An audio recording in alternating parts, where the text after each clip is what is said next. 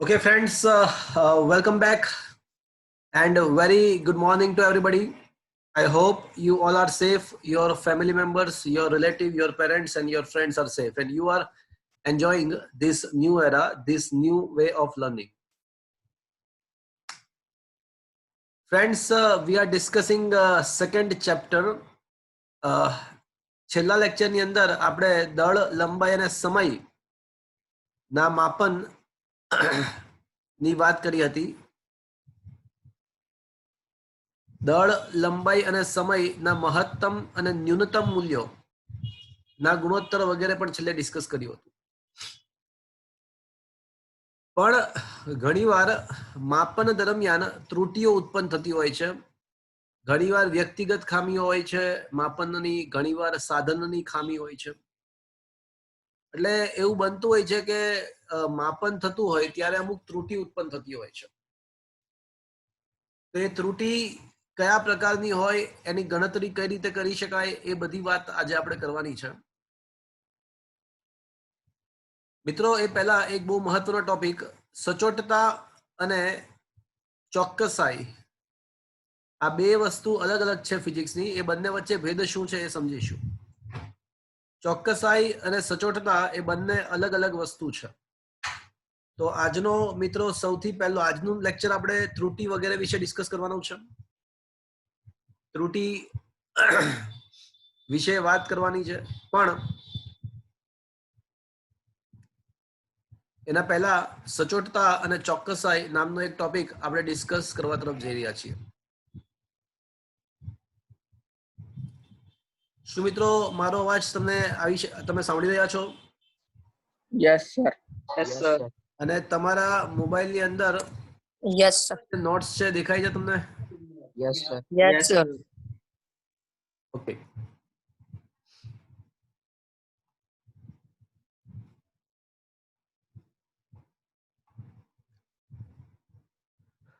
તો મિત્રો, question number 25, ચોક્કસાઈ અને સચોટતા શું છે સમજાવો. પહેલી નજરે આપણને બંને વર્ડ સમાનાર્થી લાગે, પણ બંને અલગ છે. ચોક્કસાઈ અને સચોટતા એ બંને ફિઝિક્સ પોઈન્ટ ઓફ વ્યૂ અલગ છે. તો પછી હવે ક્વેશ્ચન એવો થાય કે તો બધી ફરક શું છે? તો હું તમને સમજાવું ફરક શું છે. મિત્રો એકવાર ફરી વાર કહું છું, આપણે શું શીખી રહ્યા છીએ મિત્રો અત્યારે? સચોટતા અને ચોકસાઈ. હા, સચોટતા અને ચોક્કસાઈ વચ્ચેનો ભેદ સમજી રહ્યા છીએ.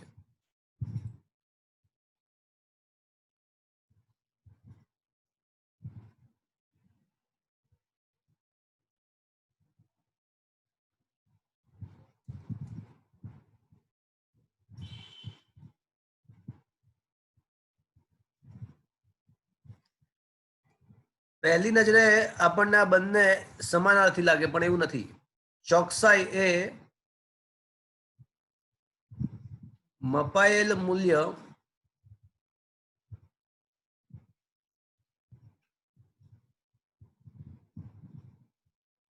સાચા મૂલ્યની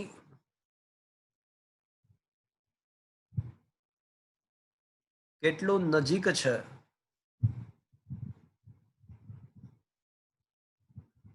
તે દર્શાવે છે. ચોકસાઈ એ મપાયેલ મૂલ્ય સાચા મૂલ્યથી કેટલું નજીક છે એ બાબત દર્શાવે છે. અને સચોટતા એ માપન. અચ્છા, મયંક છે? મયંક ત્યાં આગળ? મયંક, હા સર. તો કઈ પૂછવું છે? ના હાથ રેસ થયા કરે છે. ના ના સર, એ ભૂલથી થઈ ગયો હતો. ઓકે. સચોટતા એ માપન કેટલા લઘુત્તમ મૂલ્ય સુધી થયેલું છે તે દર્શાવે છે. ક્વેશ્ચન ઇઝ ધેટ કે કશું ખબર ના પડી શું કહેવા માંગે છે. ઓકે, સૌથી પહેલા હું તમને સચોટતા સમજાવી દઉં અને પછી ચોક્કસાઈ સમજીએ. સૌથી પહેલા હું તમને સચોટતા શું છે સમજાવી દઉં.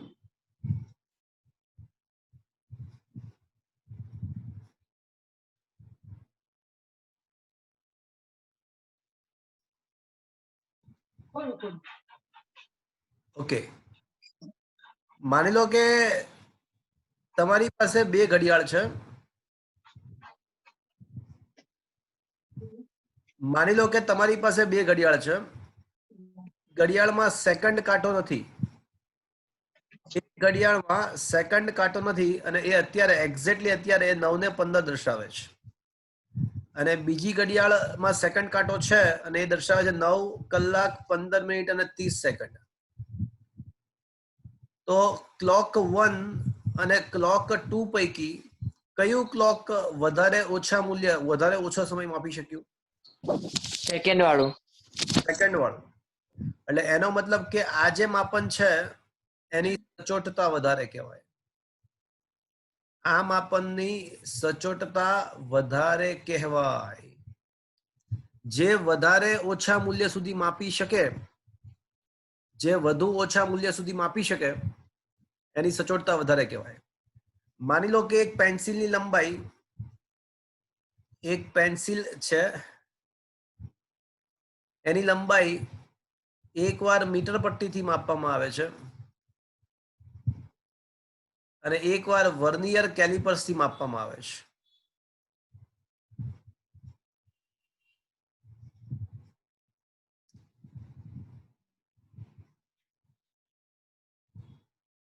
પેન્સિલની લંબાઈ એકવાર મીટર પટ્ટીથી માપી, એકવાર વર્નિયર કેલિપર્સથી માપી. આપણને ખબર છે કે મીટર પટ્ટીની લઘુત્તમ માપ શક્તિ કેટલી છે? 1 મીટર. હા, કેટલું? 1 મિલીમીટર. 10⁻³ હા, 1 મિલીમીટર અથવા 0.1 સેન્ટીમીટર. સેન્ટીમીટરનો 10મો ભાગ. તો આપણે જો પેન્સિલની લંબાઈ મીટર પટ્ટીથી માપીશું તો એ સેન્ટીમીટરમાં પોઈન્ટ પછી એક અંક દર્શાવશે. માની લો કે 12.5 સેન્ટીમીટર આપણને મળી પેન્સિલની લંબાઈ. પણ તમને યાદ છે વર્નિયર કેલિપર્સની લઘુત્તમ માપ શક્તિ શું? 0.01. 10⁻⁴ મીટર એટલે કે 0.01 સેન્ટીમીટર. 0.01 સેન્ટીમીટર નો મતલબ એવો થયો કે પોઈન્ટ પછી કેટલા અંક સુધી બતાવી શકશે? 2. એટલે વર્નિયર કેલિપર્સ થી માલુમ પડ્યું કે માની લો કે આ 12.56 સેન્ટીમીટર છે. તો પેન્સિલની લંબાઈ એકવાર મીટર પટ્ટીથી માપી, એકવાર વર્નિયર કેલિપર્સથી માપ્યું તો માલુમ પડ્યું કે મીટર પટ્ટી તો પોઈન્ટ પછી એક જ અંક બતાવી શકશે કારણ કે એની લઘુત્તમ માપ શક્તિ 0.1 સેન્ટીમીટર છે. વર્નિયર કેલિપર્સ પોઈન્ટ પછી 2 અંક બતાવી શકશે કારણ કે એની લઘુત્તમ માપ શક્તિ 0.01 સેન્ટીમીટર છે. તો મને વિચારીને મને કહો કે કયું મૂલ્ય વધારે સચોટતા દર્શાવે છે? પહેલું કે વર્નિયર વર્નિયર કેલિપર્સ નું મૂલ્ય એ વધુ સચોટતા દર્શાવે છે. ઇન શોર્ટ, જેટલું વધારે નાનું મૂલ્ય માપી શકાય એટલી એની સચોટતા વધારે કહેવાય. તો મિત્રો, સચોટતા કોને કહેવાય ખ્યાલ આવ્યો મિત્રો? તો હવે હું તમને ચોક્કસાઈ સમજાવું છું. ચોક્કસાઈ, સચોટતા શું છે એ તમને ખ્યાલ આવી ગયો. હવે ચોક્કસાઈ કોને કહેવાય એ સમજીએ. સાચા મૂલ્યની જેટલું વધારે નજદીક મપાય, સાચા મૂલ્યની જેટલું વધારે નજદીક મપાય એને તેની ચોક્કસાઈ કહેવાય. માની લો કે અત્યારે ઇન્ડિયન સ્ટાન્ડર્ડ ટાઈમ એ માની લો કે 12:20 છે. અત્યારે માની લો કે IST 9 અત્યારનું જ એક્ઝામ્પલ લઈ લઈએ. 9 અત્યારે જે ઇન્ડિયન સ્ટાન્ડર્ડ ટાઈમ છે એ 9:18 છે માની લો કે. તો આ ઇન્ડિયન સ્ટાન્ડર્ડ ટાઈમ અત્યારે 9:18 છે અને આ જ ક્ષણે મેં બે અલગ અલગ સાધન વડે એને માપ્યું. મારી જે રિસ્ટ વોચ છે ને એ 9:15 દર્શાવે છે અને બીજા કોઈ વ્યક્તિની રિસ્ટ વોચ એ 9 ને 17 બતાવે છે. તો મને કહો કે સાચા મૂલ્યની વધારે નજીક કોણ છે? 9:17. બીજું બીજી વ્યક્તિ. તો એનો મતલબ કે આની શું થયું કહેવાય? આની ચોકસાઈ. ચોક્કસાઈ વધારે કહેવાય. માની લો કે હજી એક ત્રીજી વ્યક્તિ છે, એમાં સેકન્ડ કાંટો પણ છે અને એ બતાવે છે 9, 15 અને 13 સેકન્ડ બતાવે છે. તો આ 3 ઘડિયાળ પૈકી કોની સચોટતા કોની વધારે કહેવાય? સૌથી વધારે સચોટ ત્રીજું ત્રીજી વ્યક્તિ. ત્રીજી જે છે ને એની સચોટતા સૌથી વધારે. એની સચોટતા વધારે, કારણ કે એ લઘુત્તમ આપી શકે છે. પણ ચોકસાઈ તો કોની વધારે થશે? બીજી વ્યક્તિ. બીજી વ્યક્તિ. જી પણ માની લો કે જો ચોથી કોઈ વ્યક્તિ છે, ચોથી વ્યક્તિ છે એ બતાવે છે કે 9, 17 અને 30 બતાવે છે. સચોટતા અને ચોકસાઈ બંને એની વધારે છે. પહેલી વધારે. તો આની બંને વધારે. સચોટતા પણ વધારે કહેવાય, ચોકસાઈ પણ ચોક્કસાઈ પણ વધારે કહેવાય. એટલે તમને સમજ પડ્યું? સચોટતા અને ચોકસાઈ એકબીજાથી સ્વતંત્ર છે. એ તમને ખ્યાલ આવી ગયો? સચોટતા વધારવી હોય તો સાધન બદલાવવું પડે. સચોટતા વધારવી હોય તો સાધન બદલાવવું પડે અને એવું સાધન યુઝ કરવું પડે કે જે ઓછામાં ઓછું મૂલ્ય માપી આપે. પણ ચોક્કસાઈ વધારવું હોય તો શું કરવું પડે? કે તમારે માપનમાં ત્રુટી એટલે કે અચોક્કસાઈ એટલે કે સાચા મૂલ્યની જેટલું વધારે નજદીક મપાય એટલું માપવું પડે. ચોક્કસાઈ વધારવા માટે માપાયેલું મૂલ્ય સાચા મૂલ્યની વધારે નજદીક હોવું જોઈએ. જ્યારે સચોટતા એ આખી અલગ જ વસ્તુ છે. સચોટતા તો સાધનની લઘુત્તમ માપ શક્તિ સાથે કનેક્ટેડ છે. એ કેટલું ઓછું માપી શકે છે એને તેની સચોટતા કહેવાય. તો મિત્રો, તમને ક્લિયરલી સમજ પડી સચોટતા અને ચોક્કસાઈમાં ફરક શું છે? Is it clear to you everybody? Yes sir. Yes sir. Okay, તો વાંચીએ, જોઈએ. આ ટોપિક અન્ડરસ્ટેન્ડિંગ માટે છે. તમને પૂછવા માટે તમારે ગોખવાની કઈ જરૂર નથી. આ ટોપિક ખાલી સમજ કેળવવાની જરૂર છે. આ ટોપિકમાં તો જોઈએ શું લખ્યું છે ટેક્સ્ટબુકમાં અથવા નોટ્સમાં. વિજ્ઞાન અને ટેકનોલોજીમાં પ્રાયોગિક કાર્યમાં મુખ્ય આધાર માપન પર રહેલો છે. કોઈ પણ ભૌતિક રાશિના માપન માટે ઉપયોગમાં લીધેલા સાધનથી મપાયેલી માપનમાં કંઈક અચોકસાઈ રહેલી છે. આ અચોક્કસાઈને ત્રુટી કહે છે. તો કોઈ તમને એવું પૂછે ત્રુટી એટલે શું, તો માપનમાં રહેલી અચોક્કસાઈને ત્રુટી કહે છે. એક છોકરો પૂછતો કે સાહેબ ભૂલ ના કહેવાય ત્રુટી એટલે? ના, ભૂલ અલગ છે અને ત્રુટી અલગ છે. ભૂલ તો શું છે કે આપણે કરીએ છીએ ભૂલ, અને ત્રુટી એવી વસ્તુ છે કે આપણે ના કરવા માંગતા હોય તો પણ એની જાતે જ ઉત્પન્ન થાય.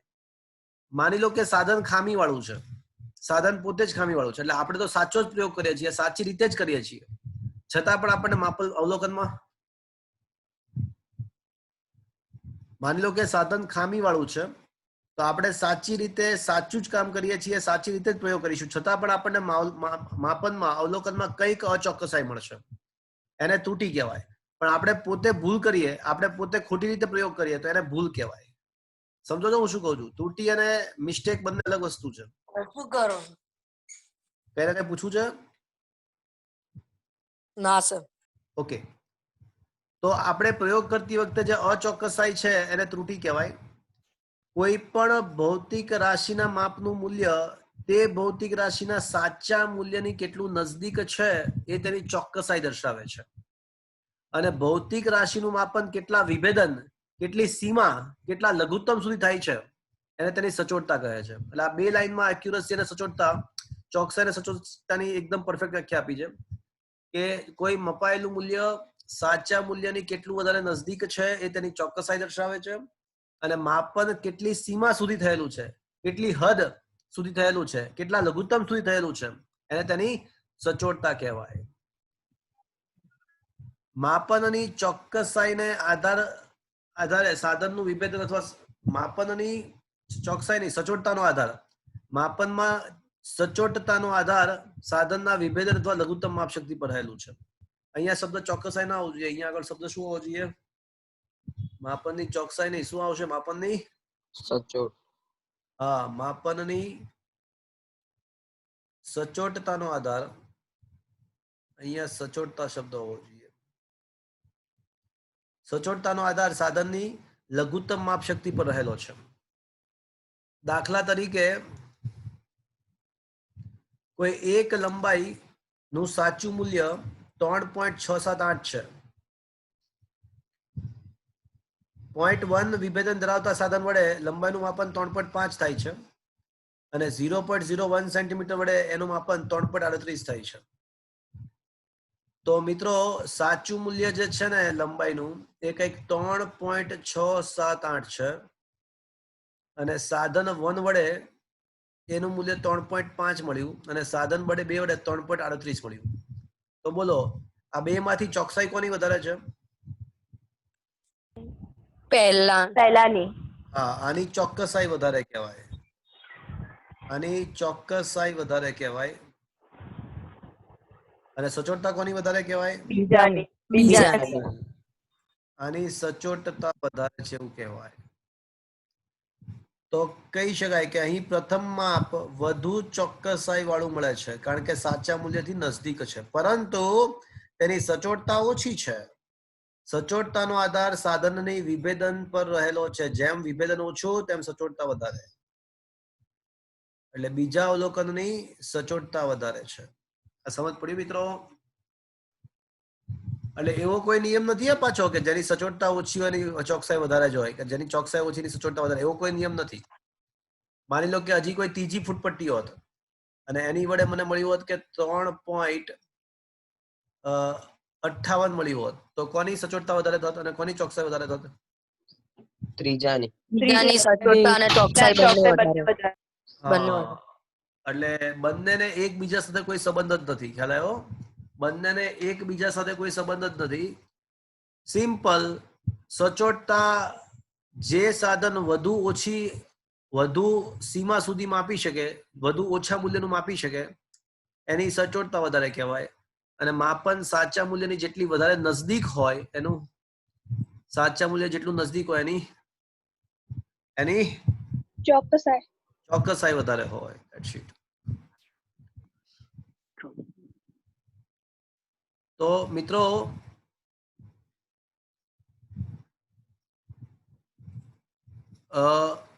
હવે આપણે અલગ અલગ પ્રકારની ત્રુટીઓ વિશે માહિતી મેળવીશું. તો ક્વેશ્ચન એવો છે કે ત્રુટી એટલે શું? ત્રુટીના પ્રકાર સમજાવો. ક્વેશ્ચન એવો છે કે ત્રુટી એટલે શું? ત્રુટીના પ્રકારો જણાવો. તો સૌથી પહેલા ત્રુટી કોને કહેવાય? તો માપન દરમિયાન જે અચોક્કસાઈ મળે, માપન દરમિયાન જે અચોક્કસાઈ મળે એને ત્રુટી કહેવાય.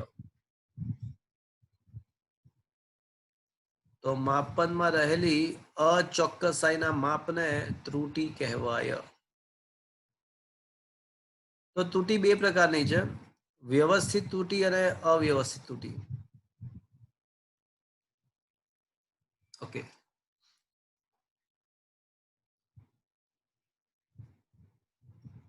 ક્વેશ્ચન એવો છે ત્રુટી અને તેના પ્રકારો.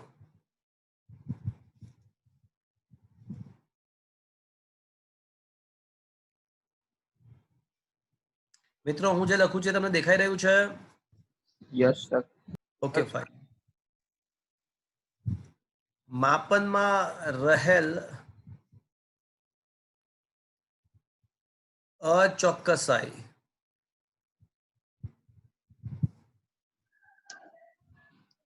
અચોકસાઈના માપને ત્રુટી કહે છે. એટલે સાદી ભાષામાં અવલોકન સાચા મૂલ્યથી કેટલું દૂર છે, જેટલું વધારે દૂર હોય એટલી ત્રુટી વધારે કહેવાય. બે પ્રકારની ત્રુટી હોય છે, વ્યવસ્થિત અને અવ્યવસ્થિત.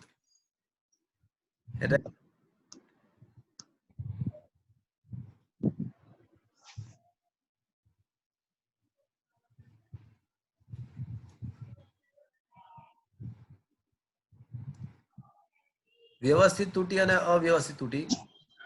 વ્યવસ્થિત ત્રુટી જે હોય છે, અવ્યવસ્થિત ત્રુટી છે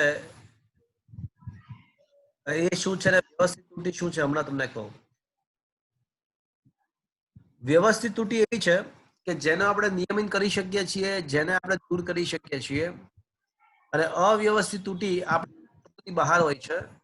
એના માટેનું સોલ્યુશન શું છે પછી કહું, પણ વ્યવસ્થિત ત્રુટિના સોલ્યુશન હોય છે. અવ્યવસ્થિત ત્રુટિ શું છે અને એનું કઈ રીતે કંટ્રોલમાં આવે એની પણ વાત પછી કરીએ. પણ વ્યવસ્થિત ત્રુટિના પાછા 2-3 પ્રકાર છે. વ્યવસ્થિત ત્રુટિના 3 પ્રકાર છે. વ્યવસ્થિત ત્રુટિ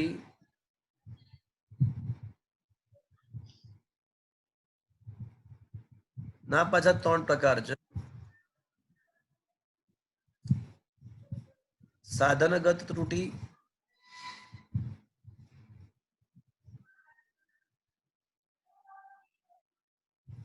વ્યક્તિગત ત્રુટિ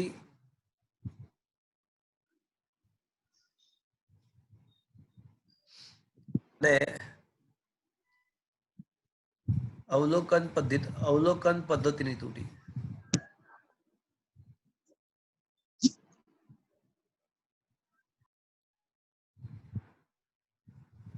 સૌથી પહેલા સાધનની ત્રુટિ શું છે સમજીએ. માની લો કે તમે ડોક્ટરને ત્યાં ગયા છો, ત્યાં ઓલું ખબર છે કાંટા વાળો વજન કાંટો હોય છે, પેલો આમ ગોળ ગોળ હોય છે, ફરે બધું, દેખ્યો છે? હા સર. તો એ જે વજન કાંટો છે એમાં કોઈ ઊભું નથી, એના ઉપર કોઈ વસ્તુ મૂકી નથી, છતાં પણ એ 1 કિલોગ્રામ ઓલરેડી દર્શાવે છે. કોઈ ઊભું જ નથી તો પણ 1 કિલોગ્રામ બતાવે છે. હવે માની લો કે એના ઉપર હું મારું વજન કરું છું, દળ કરું છું, વધારે સચોટ દળ કરું છું, તો માલુમ પડ્યું કે મારું દ્રવ્યમાન મને 71 કિલો મળ્યું, પણ ખરેખર મારું દ્રવ્યમાન કેટલું હશે? 70 કિલો હશે. એટલે 1 કિલો શું થઈ કહેવાય? ત્રુટિ. એટલે આ જે ત્રુટિ છે સાધનની ખામીને કારણે ઉદ્ભવતી ત્રુટિ છે. સાધનમાં યોગ્ય રીતે અંકન ના કર્યું હોય અથવા કેલિબ્રેશન બરાબર ના કર્યું હોય. કેલિબ્રેશન કરવું એટલે 0 સાથે 0 મિલાવવું. કેલિબ્રેશન નો મતલબ 0 સાથે 0 નો મેળ, એટલે કોઈ ના ઊભું હોય તો 0 બતાવવું જોઈએ, એને યોગ્ય કેલિબ્રેશન કર્યું કહેવાય. તો કેલિબ્રેશન બરાબર ના કર્યું હોય કે અંકન બરાબર, કાપાઓ બરાબર ના દોર્યા હોય, તો એ બધા સાધનને કારણે ઉદ્ભવતી ત્રુટિ, એને સાધનગત ત્રુટિ કહેવાય. આવી ત્રુટિ ક્યાં તો હંમેશા ધન હોય ને ક્યાં તો હંમેશા ઋણ હોય. હંમેશા ધન કે હંમેશા ઋણ નો મતલબ શું થયો કે દર વખતે 1 કિલો બધાનું, એ સાધન એવું છે કે એમાં 1 કિલો ઓલરેડી પહેલેથી છે, એટલે હું વજન કરું કે ગમે કોઈ વજન કરે, 1 કિલો હંમેશા શું બતાવશે? વધારે જ બતાવશે. 1 કિલોગ્રામ વધારે જ બતાવશે. એટલે આ આની ત્રુટિ ધન કહેવાય.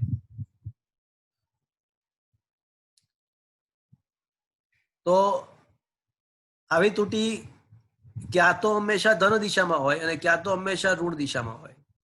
તો આ સાધનની ત્રુટિ તમારે દૂર કરવી તો શું કરવું પડે? તો કે ભાઈ કાં તો સાધનની જે મિસ્ટેકો છે, એ સાધનની જે ખામીઓ છે એને દૂર કરો, અને પછી કાં તો પછી એ સાધનને જ બદલાવી નાખો. વ્યક્તિગત ત્રુટિ.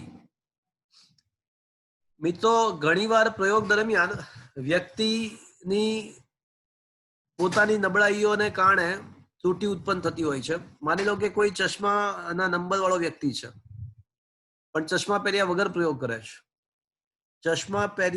પ્રયોગ કરે છે. તો એને જ્યાં અવલોકનમાં જ્યાં 2 લખ્યું હશે ત્યાં 2 ના બદલે 1 વંચાય છે, તો એ અવલોકનમાં 1 લખશે. એટલે આવી રીતે વ્યક્તિગત નબળાઈઓને કારણે, અથવા ઘણી વાર એવું બને કે ભાઈ વ્યક્તિની પ્રયોગ બરાબર બેકાળજી વાળો છે, વ્યક્તિ બરાબર કાળજીપૂર્વક પ્રયોગ નથી કરતો, જ્યાં જે વસ્તુ મૂકવાની હોય ત્યાં બરાબર મૂકતો નથી. તો વ્યક્તિગત નબળાઈઓને કારણે જે ત્રુટિ ઉત્પન્ન થાય એને વ્યક્તિગત ત્રુટિઓ કહેવાય. તો એ અવલોકન દરમિયાન આવી વ્યક્તિગત ત્રુટિઓ દૂર કરીએ તો શું કરવું પડે? તો કે ભાઈ વ્યક્તિની જે નબળાઈઓ છે એને દૂર કરીને પ્રયોગ કરવો જોઈએ, અથવા પછી એ જો ના બદલાઈ શકે તો વ્યક્તિ જ દૂર કરી દેવો જોઈએ, બીજો વ્યક્તિ મૂકવો જોઈએ. તો આ વ્યક્તિગત ત્રુટિ છે. અવલોકન પદ્ધતિની ત્રુટિ. ઘણીવાર અવલોકન પદ્ધતિ બરાબર ના હોય. માની લો કે તમે લેન્સનો પ્રયોગ કરો છો, તો લેન્સના પ્રયોગ વડે વસ્તુનું પ્રતિબિંબ મેળવવાનો પ્રયત્ન કરો છો, તો આવા સંજોગોમાં લેન્સના પ્રયોગ વડે વસ્તુનું પ્રતિબિંબ મેળવવાનો પ્રયત્ન કરો છો તો આવા સંજોગોમાં જે પ્રોપર જગ્યાએ લેન્સ મૂકવો જોઈએ તમે નથી મૂકતા, અથવા જે રીતે આમ સામથી આમ એકદમ માથું સામે રાખીને પ્રયોગ કરવો જે રીતે નથી કરતા. પ્રયોગ પદ્ધતિ, માની લો કે તમે થર્મોમીટર વડે શરીરનું ટેમ્પરેચર માપો છો, તો થર્મોમીટરનો જે નીચેનો ભાગ મર્ક્યુરી વાળો જે ભાગ છે એકદમ એ શરીરના સંપર્કમાં હોવો જોઈએ. એના બદલે ઘણી વાર શું થાય કે થર્મોમીટરનો નીચેનો જે મર્ક્યુરી વાળો ભાગ છે ને એ બહાર નીકળી ગયો હોય શરીરમાંથી. બગલમાં થર્મોમીટર રાખો તો આમ એ મર્ક્યુરી વાળો ભાગ બગલમાંથી બહાર નીકળી ગયો આ રીતે, અને પ્રયોગ તમે કરતા હો તો સાચું ટેમ્પરેચર ના મપાય. એટલે આવા બધા પ્રોબ્લેમ્સ, પ્રયોગ પદ્ધતિ પ્રોપર ના હોય તો પણ ત્રુટી ઉત્પન્ન થાય. તો આ બધી ત્રુટીઓનું સોલ્યુશન છે યોગ્ય પ્રયોગ પદ્ધતિ કરો, વ્યક્તિગત ખામી દૂર કરો, સાધન બરાબર મૂકી દો. તો આ બધા જે ત્રુટી છે એને તમે રિમૂવ કરી શકો છો, એને દૂર કરી શકો છો. આ વ્યવસ્થિત ત્રુટી. પણ અવ્યવસ્થિત ત્રુટી ઘણીવાર એવું બનતું હોય છે કે ઘણીવાર પ્રયોગો દરમિયાન બાહ્ય પરિબળ જેવા કે તાપમાન વગેરે પ્રયોગમાં અસર કરતા હોય છે. બાહ્ય પરિબળ જેવા કે તાપમાન વગેરે પ્રયોગમાં અસર કરતા હોય છે. તો માની લો કે પ્રયોગ થઈ, સાદા લોલકનો પ્રયોગ થઈ રહ્યો છે. લોલકનો આવર્તકાળ, સાદું લોલક નો આવર્તકાળ માપવાનો પ્રયોગ થઈ રહ્યો છે. તો એવું માલુમ પડે છે કે આવર્તકાળમાં ટેમ્પરેચર, તાપમાનની અસરો થતી હોય છે. હવે પ્રયોગ દરમિયાન તો સતત વાતાવરણનું તાપમાન સતત બદલાતું હોય, અને એ તાપમાન આપણે કંટ્રોલમાં કરી શકીએ એવું પણ નથી, એ તો નેચરલ વસ્તુ છે. તો આવા બાહ્ય પરિબળ જેવા કે તાપમાનના ફેરફાર વગેરે જે આપણા કંટ્રોલમાં ના હોય, એને કારણે જે અવલોકનમાં ત્રુટીઓ ઉત્પન્ન થાય એને અવ્યવસ્થિત ત્રુટી કહે છે. તો અવ્યવસ્થિત ત્રુટીનું સોલ્યુશન શું? તો આવા બાહ્ય પરિબળ તો આપણા કંટ્રોલમાં નથી, તો એનું સોલ્યુશન એક જ છે કે ઘણી બધી વખત એકનો એક પ્રયોગ કરો અને જેટલા અવલોકન મળે બધાની સરેરાશ કાઢી નાખો.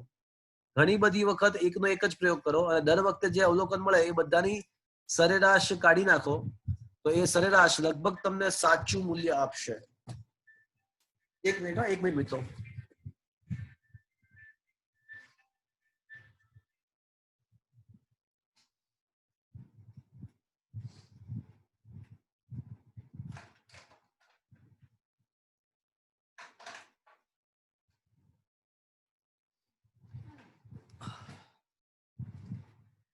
શું મારો અવાજ મિત્રો બરાબર આવે છે? હા યસ સર. સર. એકચ્યુઅલી ઘણી વાર ફોન આવતો હોય છે ને તો અવાજ 2-3 સેકન્ડ માટે થોડોક પેલું થશે. 2 સેકન્ડ માટે ક્યારેક અવાજ જતો રહેશે. ઓકે, અત્યારે આવે છે ને બરાબર અવાજ? હા સર. ઓકે, તો હું કહી રહ્યો હતો અવ્યવસ્થિત ત્રુટી જેવા બાહ્ય પરિબળો કે જે આપણા કંટ્રોલમાં ના હોય એને કારણે જે ત્રુટી ઉત્પન્ન થાય એને અવ્યવસ્થિત ત્રુટી કહેવાય. એ ધન કે ઋણ બંને દિશામાં હોઈ શકે એક સાથે. વ્યવસ્થિત ત્રુટી ક્યાં તો એટ અ ટાઈમ ખાલી કાં તો વ્યવસ્થિત ત્રુટીઓ કાં તો ધન હોય ને કાં તો ઋણ જ હોય, પણ અવ્યવસ્થિત ત્રુટી બંને દિશામાં એક સાથે પોસિબલ છે. ક્યારેક તાપમાન વધે ક્યારેક ઘટે છે, એટલે બધું પોસિબલ છે. એનું સોલ્યુશન શું? તો એનું એક જ સોલ્યુશન છે કે ઘણી બધી વખત પ્રયોગ કરો અને બધા પ્રયોગમાં જે અવલોકન મળે એની સરેરાશ કાઢી નાખો, તો એ જે સરેરાશ મળશે લગભગ સાચું મૂલ્ય આપશે. તો આ ત્રુટી અને તેના પ્રકારો પત્યા આપણે એકવાર જોઈ લઈશું શું લખ્યું છે.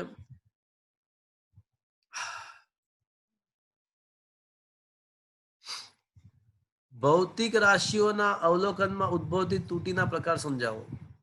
શું તમને તમારા મોબાઈલમાં નોટ્સ દેખાય છે? હા. Yes sir. ભૌતિક રાશિઓના અવલોકનમાં ઉદ્ભવતી ત્રુટીઓ 2 ભાગમાં વર્ગીકૃત કરી શકાય, વ્યવસ્થિત અને અવ્યવસ્થિત. સૌથી પહેલા વ્યવસ્થિત ત્રુટી. વ્યવસ્થિત ત્રુટીઓ આપેલ પ્રયોગ દરમિયાન એક જ દિશામાં એટલે કે ક્યાં તો ધન અને ક્યાં તો ઋણ જ હોય. આવી ત્રુટી એક સાથે ધન કે ઋણ એમ બંને એક સાથે ના હોઈ શકે. વ્યવસ્થિત ત્રુટીના પ્રકાર નીચે મુજબ છે. નંબર 1, સાધનને કારણે ઉદ્ભવતી ત્રુટી, સાધનગત ત્રુટી. આ પ્રકારની ત્રુટી સાધનમાં રહેલા કોઈ ખામીવાળી રચના કે સાધનમાં ખામીયુક્ત અંકના કેલિબ્રેશન અથવા સાધનની શૂન્ય ત્રુટીને કારણે ઉદ્ભવે છે.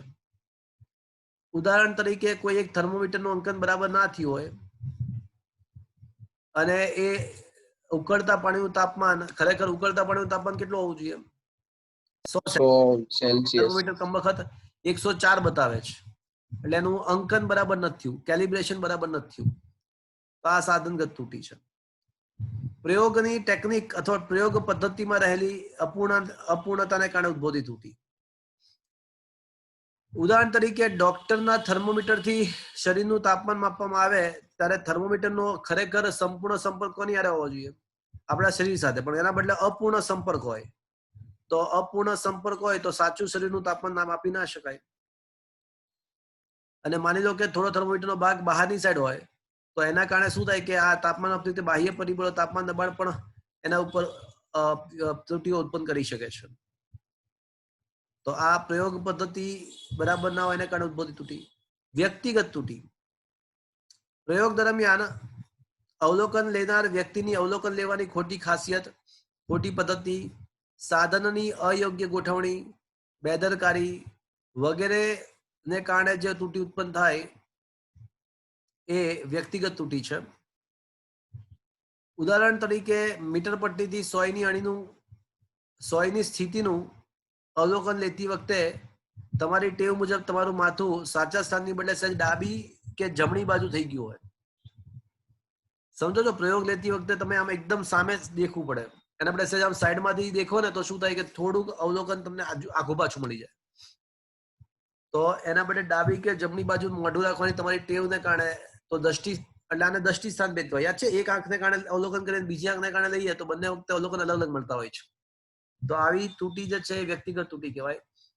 પ્રયોગ પદ્ધતિમાં સુધારો કરીને સારી ગુણવત્તા વાળા સાધનો વાપરીને અને વ્યક્તિગત નબળાઈઓ દૂર કરી નાખીએ તો આ પ્રકારની ત્રુટિઓ આપણે ઓછી કરી શકીએ છીએ. હવે અવ્યવસ્થિત ત્રુટિ.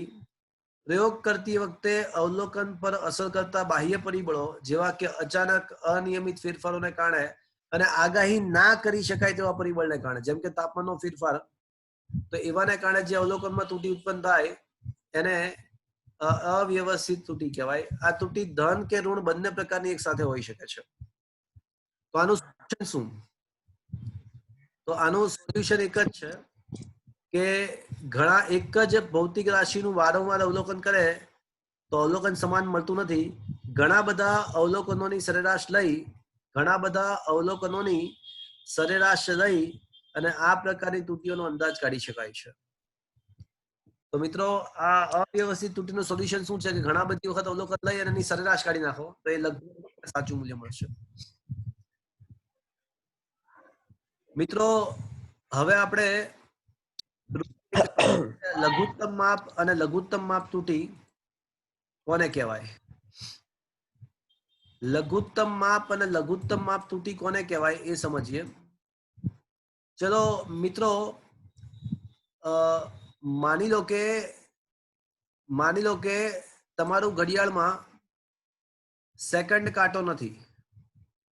તમારી ઘડિયાળમાં માની લો કે સેકન્ડ કાંટો નથી. હવે મારો ટાર્ગેટ શું છે? લઘુત્તમ માપ. હા, ત્રુટિના પ્રકાર, વ્યવસ્થિત અને અવ્યવસ્થિત ત્રુટિઓ શું છે બધું પતી ગયું. હવે લઘુત્તમ માપ ત્રુટિ કોને કહેવાય એ હું સમજાવી રહ્યો છું.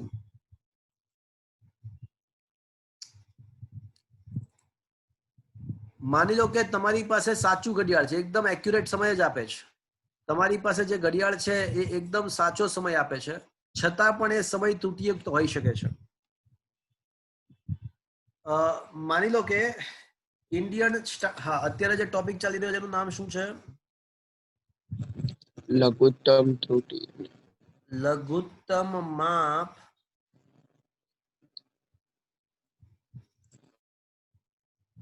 અને લઘુત્તમ માપ ત્રુટિ.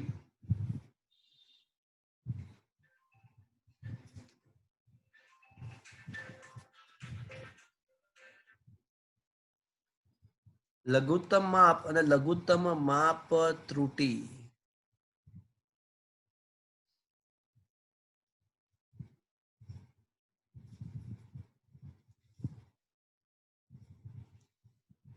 ઓકે,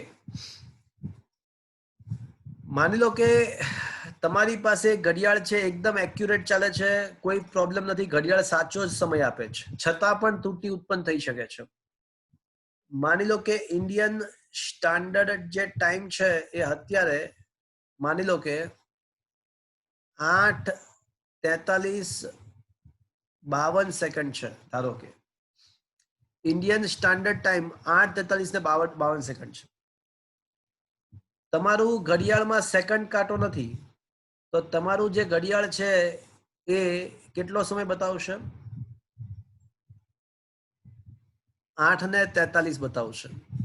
ખરેખર ઇન્ડિયન સ્ટાન્ડર્ડ ટાઈમ 8:43:52 છે, પણ તમારું ઘડિયાળ શું બતાવશે? 8:43 બતાવશે.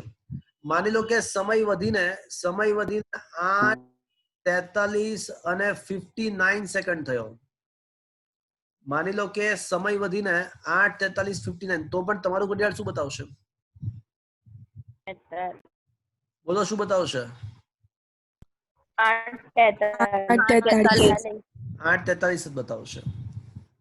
માની લો કે 8:43:59.99 થાય છે. માની લો કે ઇન્ડિયન સ્ટાન્ડર્ડ ટાઈમ ધારો કે માપી શકીએ છીએ પોઈન્ટમાં સેકન્ડને પણ પોઈન્ટમાં માપી શકીએ, તો 59.99 થાય છે, તો પણ તમારું ઘડિયાળ શું બતાવશે? 8:43. પછી જેવું 8:44 થશે તો એ વખતે તમારું ઘડિયાળ કેવું બની જશે? બાજુ 8:44. પણ ત્યાં સુધી તો એને શું બતાવ્યું? 8:43. શું ઘડિયાળ ખામીયુક્ત હતું? શું ઘડિયાળ ખામીયુક્ત છે? નથી. છતાં પણ ઘડિયાળના માપનમાં ત્રુટિ ઉત્પન્ન થાય છે. માની લો કે આ સાચું મૂલ્ય 8:43:59 છે અને મપાય છે 8:43, તો ત્રુટિ કેટલી ઉત્પન્ન થઈ કહેવાય?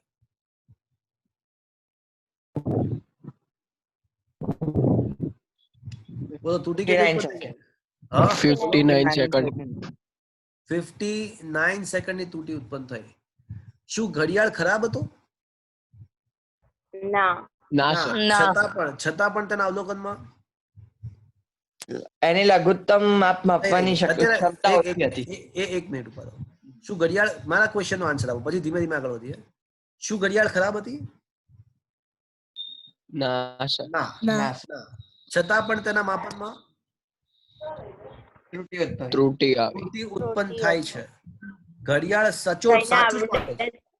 ઘડિયાળ સાચું જ છે, પ્રોબ્લેમ નથી, છતાં પણ ત્રુટિ ઉત્પન્ન થઈ.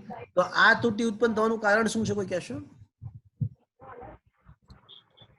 એની માપન શક્તિ ઓછી છે એટલે. હા, તો એ જ તો વાત છે. એની લઘુત્તમ માપ અને લઘુત્તમ માપ ત્રુટિ. એટલે આના માટે જ તો આને આ પ્રકારની ત્રુટિને શું કહેવાય? લઘુત્તમ માપ ત્રુટિ કહેવાય.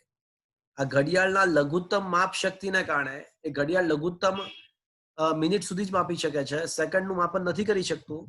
ઘડિયાળની લઘુત્તમ માપ શક્તિ અત્યારે આપણે જે ઘડિયાળ ઉપયોગ કરી રહ્યા છીએ એની લઘુત્તમ માપ શક્તિ 1 મિનિટ છે.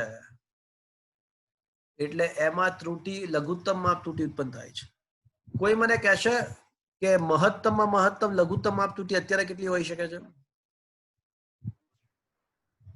ચલો, સાચો સમય માની લો કે સાચો સમય 8:43 અને 59.99 સેકન્ડ થઈ ગયો છે, તો પણ આપણું ઘડિયાળ કેટલું બતાવશે? 8:46. આપણું તો 8:43 જ બતાવશે. એના માટે ત્રુટિ કેટલી? 59.99. Can I say approximately 60 seconds? હા કે ના? તો can I say approximately 1 minute? Yes કહી સર. શકાય? તો આમ કહી શકાય. તો કન્ક્લુઝન શું મળ્યું મિત્રો? ખૂબ જ મહત્વનું કન્ક્લુઝન મળ્યું. જઈને કહેજો WhatsApp પરથી લગાવી દેશો. લાગશે અહીંયા ના.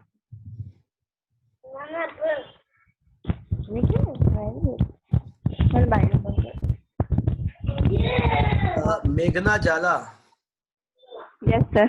તમારા ઘરેથી અવાજ આવે છે. ઓકે, તો ધ ઇમ્પોર્ટન્ટ કન્ક્લુઝન ઇઝ, તો મિત્રો ખૂબ જ મહત્વનું કન્ક્લુઝન એ નીકળ્યું કે જો કોઈ સાધનની લઘુત્તમ માપ શક્તિ લઘુત્તમ માપ શક્તિ 1 મિનિટ હોય તો તેની મહત્તમ લઘુત્તમ માપ ત્રુટી પણ જોયું મહત્તમ લઘુત્તમ માપ ત્રુટી પણ કેટલી મળી આપણને 1 મિનિટ હોય. 1 મિનિટ. તો શું મિત્રો આ કન્ફ્યુઝન સમજમાં આવ્યો? આ કન્ક્લુઝન સમજમાં આવ્યું? કોઈ સાધનની લઘુત્તમ માપ શક્તિ 1 મિનિટ છે તો એના વડે ઉદ્ભવતી મહત્તમ લઘુત્તમ માપ ત્રુટી પણ 1 મિનિટ થતી હોય છે. ફરીવાર એકવાર કહી દઉં છું, માની લો કે સાચો ઇન્ડિયન સ્ટાન્ડર્ડ ટાઈમ 8:43 અને 52 થી વધીને ધીમે ધીમે એ 8:43 અને 59.99 થયો ધારો કે, તો પણ આપણી ઘડિયાળ શું બતાવશે? 8:40 8:43 જ બતાવશે. તો આપણું ઘડિયાળ 8:43 બતાવે છે, એનો મતલબ શું થયો કે ત્રુટી કેટલી ઉત્પન્ન થશે? અત્યારે સાચું મૂલ્ય this is the true value. આ સાચું મૂલ્ય છે, આ અવલોકિત મૂલ્ય છે, અવલોકનનું મૂલ્ય છે. તો ત્રુટી આ બંનેને ચેક કરી મને કહો ત્રુટી કેટલી ઉત્પન્ન થાય છે? આ બંનેને ચેક કરીને મને કહો કે ત્રુટી કેટલી ઉત્પન્ન થાય છે? 59.99 સેકન્ડ. એટલે લગભગ 1 મિનિટ કહેવાય. હા. હા. તો આ મહત્તમમાં મહત્તમ કેટલી ત્રુટી ઉત્પન્ન થઈ શકી? હા, આનાથી વધારે નહીં થઈ શકે, આનાથી વધારે નહીં થઈ શકે. તો 1 મિનિટ મહત્તમ ત્રુટી કેટલી ઉત્પન્ન થઈ? 1 1 મિનિટ. મિનિટ અને સાધનની મિનિટ. લઘુત્તમ માપ શક્તિ પણ શું છે? 1 1 મિનિટ તો આમ સાબિત થાય છે કે સાધનની લઘુત્તમ માપ શક્તિ જે હોય ને એ જ તેના વડે ઉદ્ભવતી મહત્તમ લઘુત્તમ માપ ત્રુટી પણ થશે. તો મિત્રો સાધનની જે લઘુત્તમ માપ શક્તિ છે એ જ તેના વડે ઉદ્ભવતી લઘુત્તમ માપ ત્રુટી ગણવી. એ જ તેના વડે ઉદ્ભવતી લઘુત્તમ માપ ત્રુટી ગણવી. એટલે કોઈ તમને એવું પૂછે કે મીટર પટ્ટી વડે ઉદ્ભવતી લઘુત્તમ માપ ત્રુટી કેટલી, તો તમે શું લખશો? મીટર પટ્ટી 1 સેન્ટીમીટર ના, રોંગ આન્સર. 0.1 મિલીમીટર. હા, માપ તો ત્રુટી કેટલી હોઈ શકે? તો 1 મિલીમીટર. સમજ્યા મિત્રો? ઇન શોર્ટ લઘુત્તમ માપ શક્તિ પોતે જ શું ગણવી? લઘુત્તમ માપ ત્રુટી પણ ગણી શકાય. શું મિત્રો આ ટોપિક સમજમાં આવ્યો? હા સર હા સર. તો સાધનની લઘુત્તમ માપ શક્તિ પોતે જ એ લઘુત્તમ માપ ત્રુટી છે એવું ગણી શકાય. તો હવે નવો ટોપિક સ્ટાર્ટ કરીએ છીએ, ત્રુટીઓનો અંદાજ અર્થાત ત્રુટીઓની ગણતરી. ત્રુટીઓનો અંદાજ અર્થાત ત્રુટીઓની ગણતરી. તો મિત્રો ત્રુટીઓનો અંદાજ અર્થાત તેનું મૂલ્ય કઈ રીતે નક્કી થાય? તો મિત્રો ત્રુટીઓની ગણતરી 3 રીતે કરવામાં આવે છે: નિરપેક્ષ ત્રુટી, સાપેક્ષ ત્રુટી, પ્રતિશત. ત્રુટીની ગણતરી 3 રીતે થાય છે: નિરપેક્ષ, સાપેક્ષ અને પ્રતિશત ત્રુટી. તો ત્રુટીઓનો અંદાજ કાઢવાની અથવા ત્રુટીઓની ગણતરી કરવાની 3 રીત છે. ત્રુટી 3 રીતે ગણી શકાય: નિરપેક્ષ ત્રુટી, સાપેક્ષ ત્રુટી અને પ્રતિશત. તો મિત્રો હવે ક્વેશ્ચન એવો થાય કે આ નિરપેક્ષ, સાપેક્ષ અને પ્રતિશત ત્રુટી કઈ રીતે શોધવી? અચ્છા, શું મિત્રો તમારે સ્કૂલ સ્ટાર્ટ થવાની છે? સ્કૂલમાં ઓનલાઈન લેક્ચર સ્ટાર્ટ થવાના છે? અમુક લોકો કહેતો હતા. અચ્છા મિત્રો, કોઈના સ્કૂલમાં ઓનલાઈન લેક્ચર સ્ટાર્ટ થવાના છે? કઈ કીધું? ના સર. હજી સુધી કોઈ સ્કૂલમાં કીધું છે કશું? એ તો મેરિટ લિસ્ટ બહાર આવે બધી ખબર પડે ને. ઓકે, એવું છે એમ ને. Okay, fine. તો મિત્રો હવે આ ત્રુટીની ગણતરી કઈ રીતે થાય? તો ત્રુટી 3 રીતે ગણવામાં આવે છે: નિરપેક્ષ, સાપેક્ષ અને પ્રતિશત ત્રુટી. તો હવે આ 3 ત્રુટીઓ કઈ રીતે ગણાય એના માટે એક દાખલો હું લઈશ, પછી થિયરી તમને સમજ પડશે. દાખલા પરથી થિયોરી સમજ પડશે. તો એક દાખલો લઈએ તો થિયરી સમજવી સરળ રહેશે.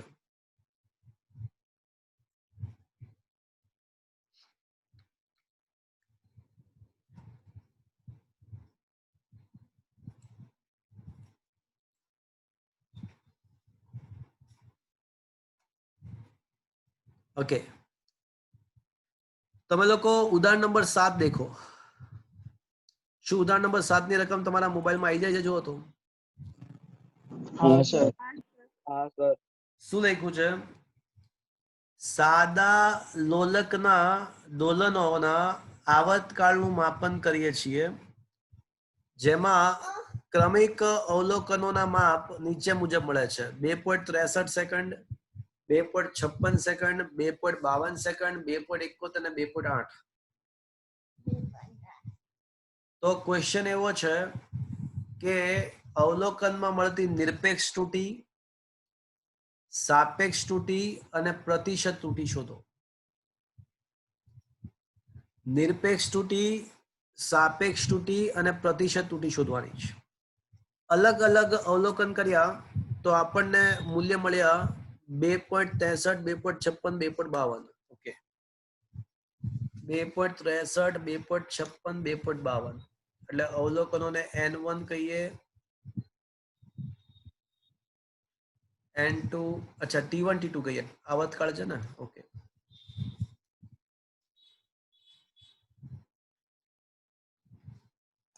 અચ્છા, કોઈ ચેટ બોક્સમાં કઈ મૂક્યું છે? કોઈ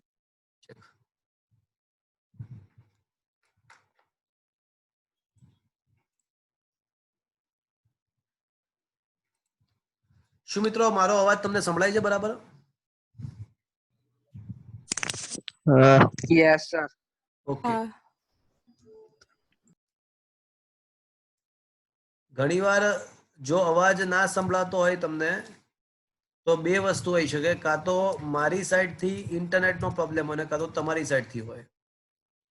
પણ જો બીજા બધાને અવાજ સંભળાતો હોય ને એકાદ જણને ના સંભળાતો હોય તો સમજવું કે આપણે પ્રોબ્લેમ ત્યાં છે ઇન્ટરનેટમાં. અચ્છા, કયા કયા કિંમતો હતી? બોલો, કયો તો T1 શું હતું? 2.63. અચ્છા, T2 શું હતું? 2.56. 2.42. 2.43. 2.71. 2.80. 2.80 અને નથી. 5 જ છે સર. 5 જ છે. Okay, fine. શું હું જે લખું છું તમારા મોબાઈલમાં દેખાઈ રહ્યું છે? Yes sir. હા સર. Okay, fine. તો મિત્રો ટાર્ગેટ શું છે? તો કે ભાઈ નિરપેક્ષ ત્રુટી શોધવી, સાપેક્ષ ત્રુટી શોધવી અને પ્રતિશત ત્રુટી શોધવી. આ ટાર્ગેટ છે. ચલો, ત્રુટી કોને કહેવાય? સૌથી પહેલા તો મને કોઈ કહેશે ત્રુટી કોને કહેવાય? માપનમાં આવતી અચોકસાઈ. પ્રયોગ દરમિયાન માપનમાં અચોકસાઈનો મતલબ શું? અચોકસાઈ. અચોકસાઈનો મતલબ શું થયો?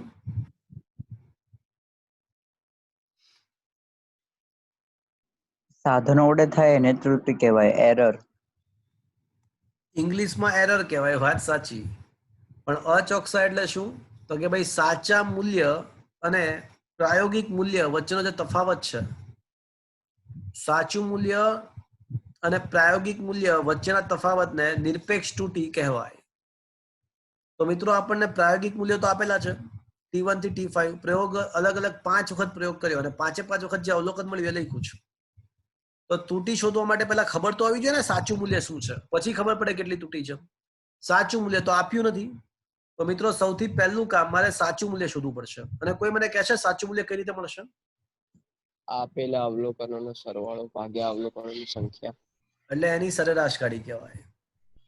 એટલે બધા અવલોકનોની સરેરાશ એ આપણા માટે સાચું મૂલ્ય ગણી શકાય. બધા અવલોકનો ની સરેરાશ સાચું મૂલ્ય ગણવું. આ સમજ્યા મિત્રો? તો સરેરાશ કાઢીએ તો સરેરાશ એટલે શું? બધાનો સરવાળો, બધા જ અવલોકનોનો સરવાળો ડિવાઈડ બાય તેની સંખ્યા. સંખ્યા 5 છે. તો સાચું મૂલ્ય મળશે આપણને કેલ્ક્યુલેટરમાં બધાનો સરવાળો ડિવાઈડ બાય 5 કરો. શું આન્સર આવે છે? 2.62 સેકન્ડ. અચ્છા, 2.62 સેકન્ડ એ આપણા માટે શું બની ગયું મિત્રો? સાચું મૂલ્ય. સાચું મૂલ્ય. હવે બધાની નિરપેક્ષ ત્રુટીઓ શોધીએ. તો તમારે અવલોકન 1 ની નિરપેક્ષ ત્રુટી શોધવી હોય એને ડેલ્ટા T1 કહીએ. ત્રુટી માટે ડેલ્ટા સિમ્બોલ વાપરીશું. તો સાચા મૂલ્યમાંથી, પ્રાયોગિક મૂલ્યમાંથી સાચું મૂલ્ય બાદ કરો. પ્રાયોગિક મૂલ્યમાંથી સાચું મૂલ્ય બાદ કરો તો પ્રાયોગિક મૂલ્ય 2.63 અને સાચું મૂલ્ય શું છે? 2.62. તો શું આવશે? 0.01. પછી એ જ પ્રમાણે અવલોકન 2 માટે ડેલ્ટા 2 બરાબર તમે શું કરશો?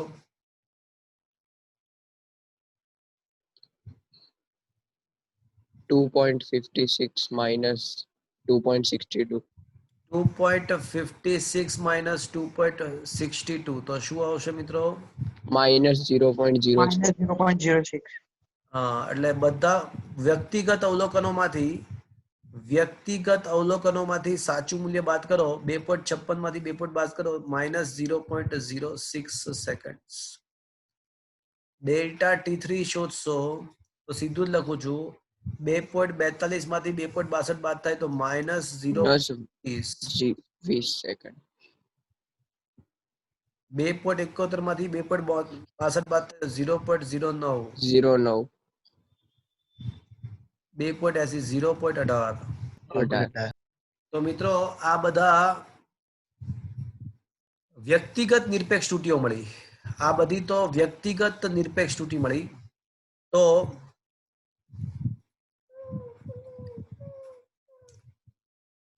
સમગ્ર પ્રયોગની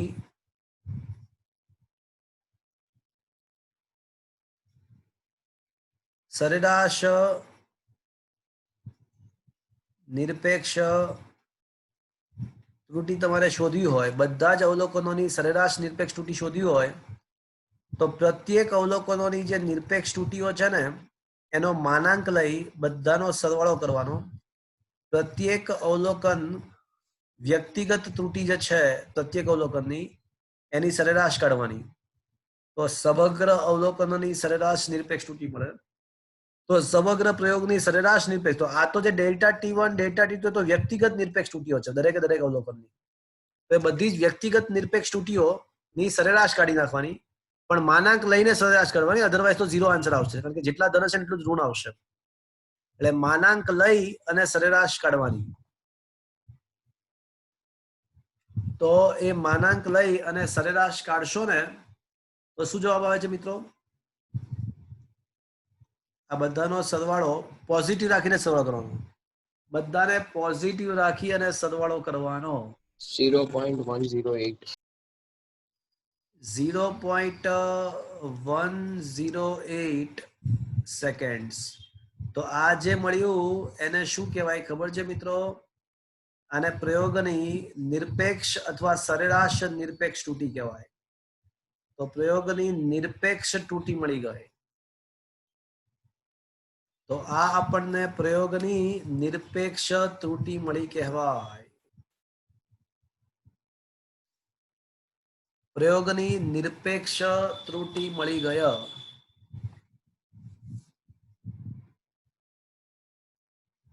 મારો ટાર્ગેટ શું હતો મિત્રો? નિરપેક્ષ ત્રુટી, સાપેક્ષ પ્રતિશત ત્રુટી. તો સૌથી પહેલા આખા પ્રયોગની નિરપેક્ષ ત્રુટી કઈ રીતે મળે? તો પહેલા તો વિચારવું પડે કે ત્રુટી કોને કહેવાય. તો કે ભાઈ સાચું મૂલ્ય અને પ્રાયોગિક મૂલ્ય વચ્ચેનો જે ભેદ છે ને એને ત્રુટી કહેવાય.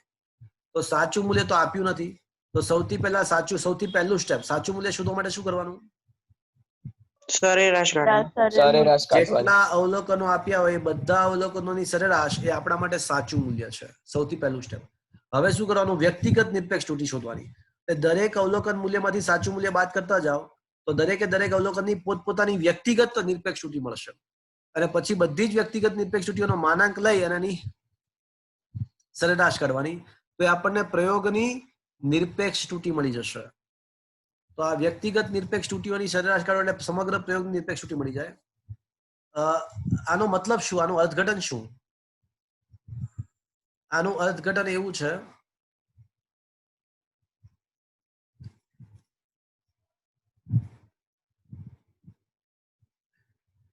કે આવર્તકાળનું મૂલ્ય કેટલું? તો કે 2.62. આવર્તકાળનું સાચું મૂલ્ય 2.62 અને ત્રુટિ છે ને એને આપણે પ્લસ ઓર માઇનસ હોઈ શકે એટલે 0.108 સેકન્ડ. એટલે આનો મતલબ એવો થયો કે આવર્તકાળનું મૂલ્ય 2.62 સેકન્ડ છે પણ એમાં 0.108 નો વધારો પણ હોઈ શકે અને 0.108 નો ઘટાડો પણ હોઈ શકે. આનું અર્થઘટન એવું થાય. બોલો સર, નિરપેક્ષ ત્રુટિ છે 0.54 છે. 0.54 આવે છે? સર 0.54 ના થાય, ખોટી વાત છે. સર ડિવાઈડ બાય 5 કરવાનું ને. હા, ડિવાઈડ બાય 5 કરો હજી. આટલી બધી 0.54 થઈ જ ના શકે ને, પોસિબલ જ નથી. ઓકે, તો સર 0.11 થાય છે. હા એ તમારા કેલ્ક્યુલેટર ડિવાઈડ બાય 5 કરીએ તો સર 0.11 થાય. હા એટલે 0.108 ઇઝ એપ્રોક્સિમેટલી 0.11. તમારા કેલ્ક્યુલેટરમાં પોઈન્ટ પછી બે જ આંકડા બતાવતું હશે એટલા માટે આ 0.8 ઇઝ એપ્રોક્સિમેટલી 0.11 કહી શકે. તમારા કેલ્ક્યુલેટર પોઈન્ટ પછી બે જ અંક બતાવતું હશે એટલા માટે આ પ્રોબ્લેમ થાય છે. ઓકે, એ 0.108 એટલે લગભગ 0.11 થયું લા.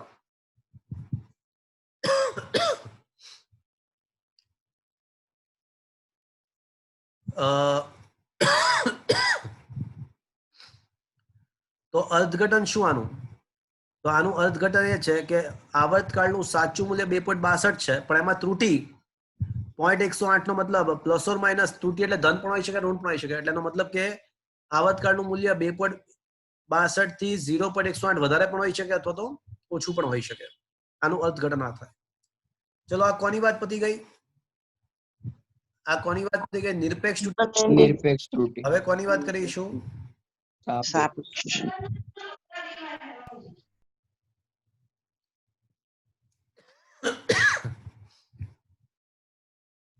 તો સાપેક્ષ ત્રુટિ શોધવા માટે શું કરવાનું? તો જે આ સરેરાશ નિરપેક્ષ ત્રુટિ છે એને સાચા મૂલ્ય વડે ભાગી નાખીએ. સરેરાશ નિરપેક્ષ ત્રુટિને સાચા મૂલ્ય વડે ભાગી નાખીએ તો એ તમને સાપેક્ષ ત્રુટિ મળશે. તો સરેરાશ નિરપેક્ષ ત્રુટિ 0.108 છે ને સાચું મૂલ્ય 2.62 છે. તો 0.108 ને 2.62 વડે ભાગી નાખો તો શું મળશે? 0.041 મળશે. તો આ જે મળ્યું એને નિરપેક્ષ ત્રુટિ કહેવાય. એનો સિમ્બોલ આવો ડેલ્ટા ઠળિયો ટી છે, ઠળિયો ટી. આને શું કહેવાય? સાપેક્ષ ત્રુટિ. અને હવે કોણ બાકી રહ્યું? પ્રતિશત ત્રુટિ. તો હવે પ્રતિશત તમારે ત્રુટિ શોધવી હોય ને, પ્રતિશત ત્રુટિ, તો જે પ્રતિશત ત્રુટિ શોધવા માટે શું કરવાનું? તો જે તમને આ સાપેક્ષ ત્રુટિ મળી છે ને, સાપેક્ષ ત્રુટિ એને 100. સર હા બોલો. સર તમે 0.041 ની જગ્યાએ 0.014 લખો. 0.0141 શું છે? બોલો તો શું આવે છે? ખાલી 41 આવે. 0.0. સર 0.041. ઓકે ફાઇન, 0.041 આવે છે. ઓકે, સર હા બોલો. એટલે મારે સાપેક્ષ ત્રુટિ શોધવી હોય તો પેલા નિરપેક્ષ ત્રુટિ શોધવી જ પડે ને? શોધવી જ પડે ને, 100% શોધવી પડે. અને પ્રતિશત ત્રુટિ શોધવા માટે પહેલા સાપેક્ષ ત્રુટિ શોધવી પડે. તો સાપેક્ષ ત્રુટી જે મળે એને 100% વડે ગુણો તો એ તમને પ્રતિશત ત્રુટી મળશે. એટલે છેલ્લે જવાબ આવશે પ્રતિશત ત્રુટીનો જવાબ 4.1% થયો. પ્રતિશત ત્રુટીનો જવાબ 4.1% થયો. અને 100% વડે ગુણો 0.041 ને તો 4.1%. તો આમ આવર્તકાળમાં ઉદ્ભવતી નિરપેક્ષ ત્રુટી 0.108 છે સેકન્ડમાં, સાપેક્ષ ત્રુટી 0.041 છે અને પ્રતિશત ત્રુટી 4.1% છે. પ્રતિશત ત્રુટી 4.1% છે. તો આનો છેલ્લું અર્થઘટન કે આવર્તકાળનું મૂલ્ય તો 2.62 સેકન્ડ છે, પણ એમાં કેટલા ટકાનો ફેરફાર પોસિબલ છે? તો 4.1%નો ફેરફાર શક્ય છે. આનું અર્થઘટન એવું થયું. આવર્તકાળનું મૂલ્ય 2.62 સેકન્ડ છે, એમાં 4.1%નો ફેરફાર પોસિબલ છે. આનું અર્થઘટન આમ થાય. તો મિત્રો આ રીતે તમે સૌથી પહેલું સ્ટેપ જો આખે આખું ફરીવાર કહી દઉં, આખે આખું મેપ આખે આખું દાખલો કઈ રીતે સોલ્વ કરવાનો? સૌથી પહેલા જેટલા અવલોકન આપ્યા હોય બધાની સરેરાશ કાઢવાની. એ સરેરાશ આપણને શું આપશે? મૂલ્ય સાચું મૂલ્ય આપશે. પછી શું કરવાનું? પછી દરેક વ્યક્તિગત અવલોકનની ત્રુટી શોધવાની. વ્યક્તિગત અવલોકનમાંથી સાચું મૂલ્ય બાદ કરતા જાઓ તો દરેકે દરેક વ્યક્તિગત અવલોકનની ત્રુટી મળતી જાય. એને વ્યક્તિગત નિરપેક્ષ ત્રુટી કહેવાય. અને વ્યક્તિગત અવલોકનની નિરપેક્ષ ત્રુટીઓની સરેરાશ કાઢો તો આપણને સમગ્ર પ્રયોગની નિરપેક્ષ અથવા સરેરાશ નિરપેક્ષ ત્રુટી મળી જાય. ચલો સરેરાશ નિરપેક્ષ ત્રુટી મળી જાય તો એ સરેરાશ નિરપેક્ષ ત્રુટીને સાચા મૂલ્ય વડે ભાગી નાખે તો આપણને શું મળશે મિત્રો? સાપેક્ષ ત્રુટી. અને એને 100 વડે ગુણી નાખે, છેલ્લે એને 100 વડે ગુણી નાખે તો શું મળશે? પ્રતિશત ત્રુટી. તો મિત્રો આ કઈ રીતે દાખલો સોલ્વ થાય ખબર પડી? હા સર. યસ હવે તમને થિયરી વધારે ઈઝીલી સમજ પડશે. મેં જો થિયરી પહેલા ચલાવી હોત ને તો ખબર જ ના પડત કે થિયરીમાં શું કહેવા માંગે છે. એટલા માટે પહેલા દાખલો ચલાવ્યો. હવે તમને થિયરી ઈઝીલી ખબર પડશે શું થિયરી છે. તો આ દાખલો આઈ હોપ કે તમે સમજ્યા હશો. તો આમાં હા 4.2% જેવું આવે છે. અને આ લોકોએ 0.108 ના બદલે 0.108 ના બદલે 0.11 લઈ શકો મિત્રો. 0.11 લઈ શકો. તો આવર્તકાળને ત્રુટી સહિત રજૂ કરતા 2.62 પછી અહીંયા પ્લસ લખ્યું છે પણ શું આવવું જોઈએ? Plus or minus. હા અહીંયા પ્લસ ઓર માઇનસ આવવું જોઈએ. સાપેક્ષ ત્રુટી શોધવા માટે શું કરવાનું કે આ નિરપેક્ષ ત્રુટીને સાચા મૂલ્ય વડે ભાગી નાખવાનું અને 100 વડે ગુણી નાખો તો આપણને પ્રતિશત ત્રુટી મળી જાય. Is that clear friends? Yes sir. હવે થિયરી જોઈએ. થિયરીમાં શું લખ્યું છે? થિયરીમાં શું લખ્યું છે જો હવે તમને થિયરી હવે સમજ પડશે.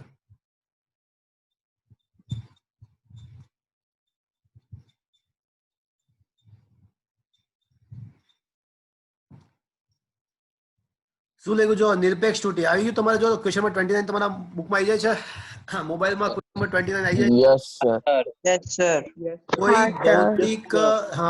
કોઈ ભૌતિક રાશિના માપનના સાચા મૂલ્ય અને વ્યક્તિગત મૂલ્યના તફાવતને ત્રુટી કહે છે. નિરપેક્ષ ત્રુટી કહેવાય. જો ભૌતિક રાશિનું સાચું મૂલ્ય જાણતા ના હોઈએ તો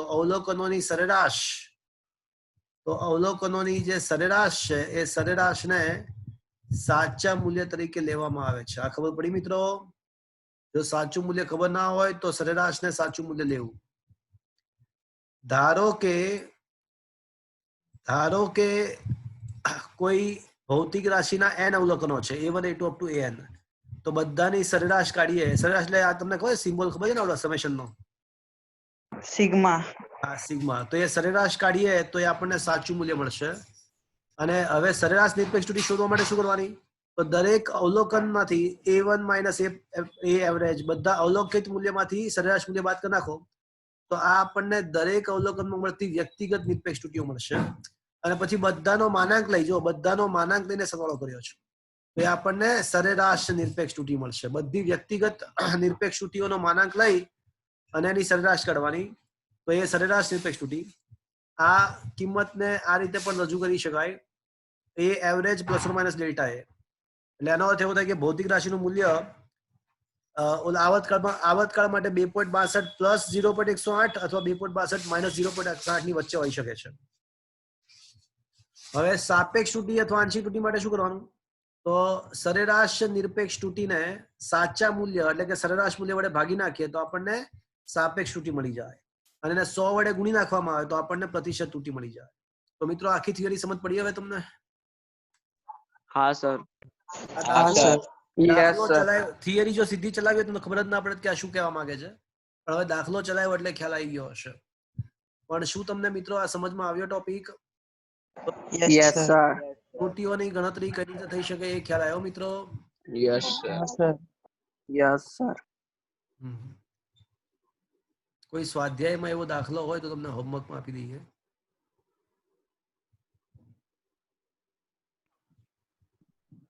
નથી.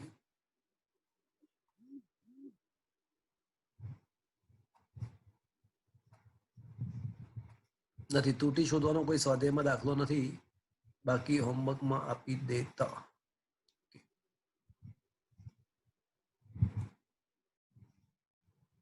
તો મિત્રો આજનો સેશન હું અહીંયા આગળ ખતમ કરી રહ્યો છું. હોમવર્ક શું છે વગેરે તમને હું હમણાં વોટ્સઅપમાં મોકલાવું છું થોડી વાર.